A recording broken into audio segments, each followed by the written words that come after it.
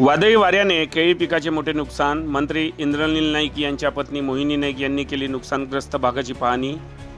पुसद तालुक्यातील बांशी, वनवारला, मुंगशी या भागाला वादळी वाऱ्यासह मुसळधार पावसाने चांगलेच झोडपून काढले। जवळपास 1 तास झालेल्या वादळाने या परिसरातील केळीचे पीक जमीनदोस्त झाले। शेतकऱ्यांच्या हातातोंडाशी आलेला घास हिरावला गेला। या नुकसानाची माहिती मंत्री इंद्रनील नाईक यांच्या पत्नी मोहिनी नाईक यांना मिळताच त्या नुकसानग्रस्त शेतकऱ्यांच्या बांधावर पोहोचल्या। त्यांनी या नुकसानग्रस्त भागाची पाहणी केली व नुकसानामुळे खचलेल्या शेतकऱ्यांची त्यांनी समजूत काढली।